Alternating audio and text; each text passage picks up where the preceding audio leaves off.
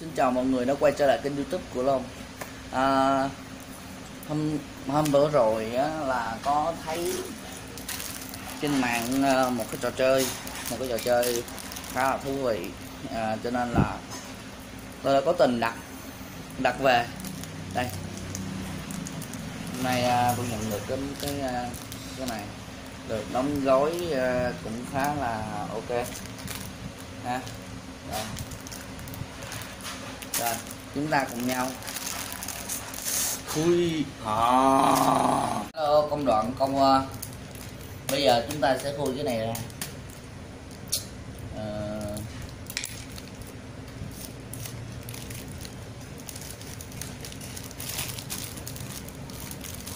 Đóng gói kỹ nhỉ. Yeah.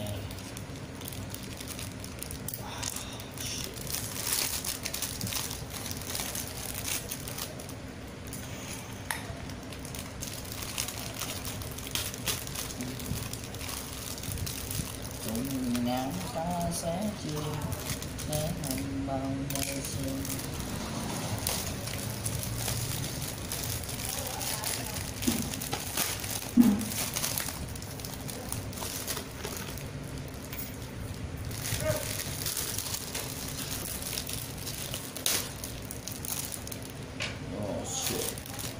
Đừng quá không bỏ tay.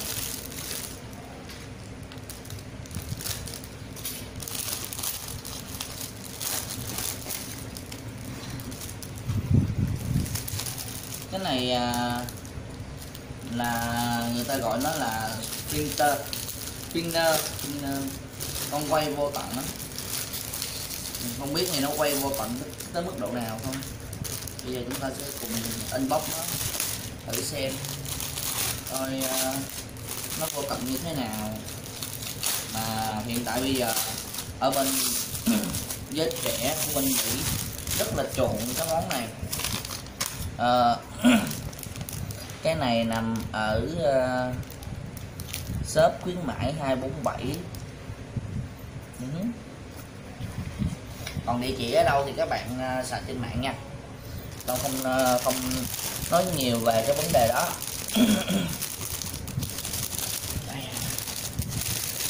Đây còn đóng gói thêm một cái nữa.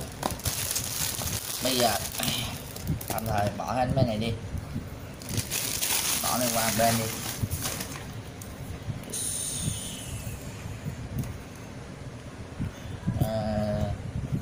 Theo cảm nhận của Long thì shop này đóng gói khá là kỹ càng.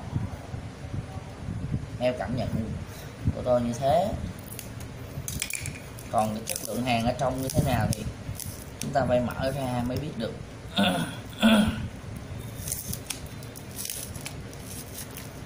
Ôi, tôi cũng rảnh vậy, cầm con dao mà không xài.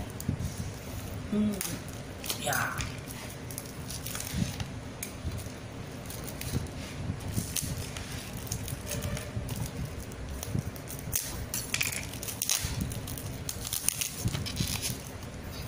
Tại sao tôi mở lâu? Tại sao tôi mở lâu? Bởi vì tôi muốn cho các bạn thưởng thức quá trình khui hộp. Rất là chắc chắn.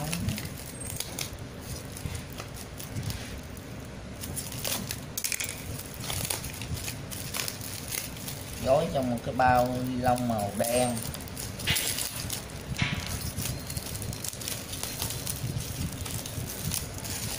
Shop này cũng kỹ vải. Đây. Và sau khi chào các bạn mời các bạn chiêm ngưỡng. Sau khi bóc ra một cái lớp bao ni lông thì ở đây chúng ta có Fidget Spinner World Glass Home. Ở đây là chúng ta có một con quay trong mình như hình đây. Mà sao thấy nó có vẻ cực kỹ nhỉ.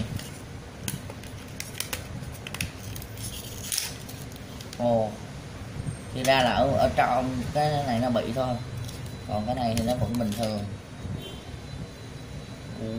Yeah. test cho các bạn xem. Đây, con này thì muốn chơi được với nó là các bạn phải tập thời gian các bạn mới chơi được với nó.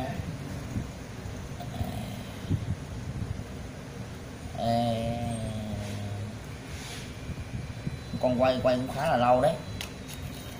Để chúng ta bỏ cái hộp này đi chỗ khác nha.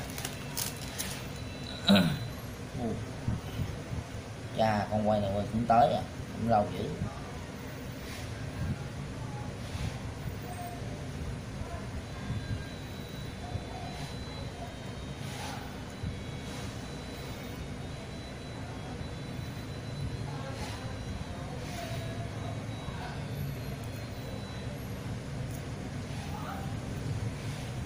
Đây là con quay thì cũng như các bạn thấy rồi, đây là con quay.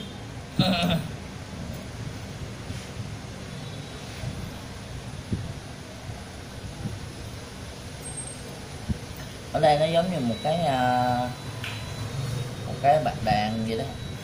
Nhưng mà chắc có lẽ là bạc đạn bi sắt, xung quanh là bằng nhựa, quay rất là ok. Bây giờ Lâm sẽ thử cho các bạn xem cái độ quay của nó được bao lâu nha. Đâu rồi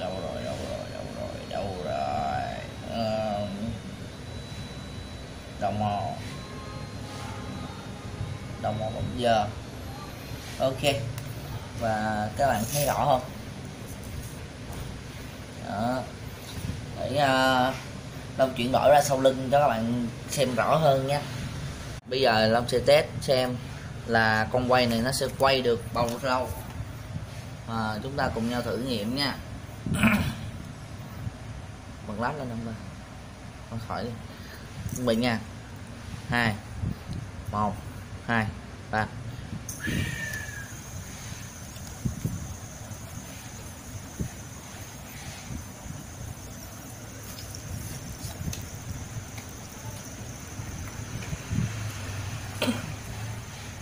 Khi nó quay nếu mà như các bạn ở đây, các bạn sẽ nghe rất là rõ cái âm thanh của nó.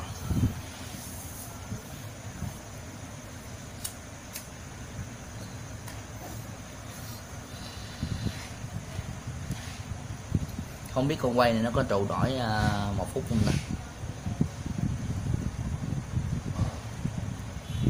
Con quay vẫn còn đang quay tiếp và quay rất nhanh, vẫn còn đang quay rất nhanh. 48 giây rồi, 50 rồi, vẫn còn đang quay.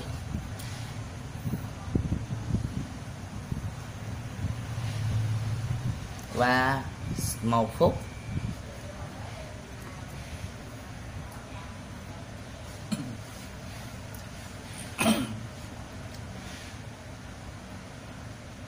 Và con quay đang bắt đầu giảm dần tốc độ.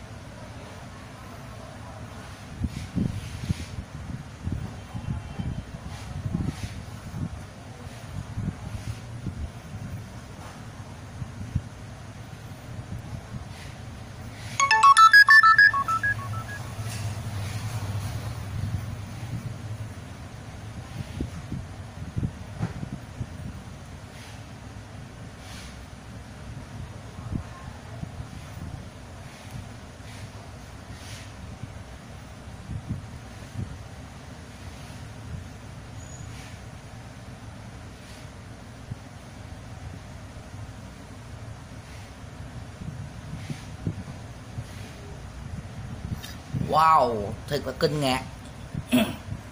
Con quay của chúng ta đã hoàn thành sứ mệnh của nó với 2 phút 12 giây. Các bạn thấy sao ạ? Mức giá của con quay này nó chỉ có 35.000 mà thôi. Thấy rồi, con quay của chúng ta đã hoàn thành sứ mệnh của nó với một cái kỷ lục rất là hay, là 2 phút 12 giây. Các bạn thấy rõ không ạ? Và lúc ban đầu thì sau khi xem rất là nhiều thông tin ở trên YouTube và một số nguồn tin khác thì những con quay rẻ tiền như thế này thì rất khó đạt được cái độ quay lâu như thế. Nhưng mà không nghĩ là nó sẽ đạt được cái thời gian quay mà tới 2 phút mấy như thế. Cứ nghĩ là nó sẽ cầm cự được với khoảng 1 phút là may là hay lắm rồi, nhưng mà không ngờ nó lên tới 2 phút với mức giá chỉ có 45.000. Tính luôn cái 45.000 là tính luôn cả phí vận chuyển đó. Và trò này cũng khá là thú vị để cho các bạn giảm stress. Và theo nguồn tin Long nghiên cứu được thì những con quay như thế này giúp cho chúng ta giảm stress, nhưng mà nó có một số cái vấn đề về ngoại hình là nó không có được hoàn thiện cho lắm. Đây các bạn nhìn rõ đây không? Các bạn nhìn rõ đây ha.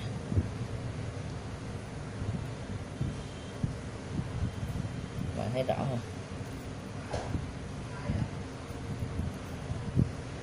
Ở đây nó có một cái khía nằm ở đây nè, có một cái khía nhỏ nằm ở đây, nó rất là nhám. Và theo như Long nghĩ là chắc có thể là do cái độ hoàn thiện nó chưa được cao lắm, nhưng mà với mức giá 35.000 như thế này là cũng khá là hợp lý rồi. Và sắp tới Long sẽ mở hộp một cái nữa, đó chính là con quay khác. Xin chào và hẹn gặp lại các bạn trong các kênh YouTube tiếp theo, trong các video mới tiếp theo. Các bạn nhớ like và subscribe kênh của Long nha. Nếu như các bạn thích và cái lượt like và subscribe nhiều thì Long biết đâu Long sẽ ngẫu nhiên chọn ra được một bạn để mà gửi tặng một con quay như thế này. Xin chào và hẹn gặp lại.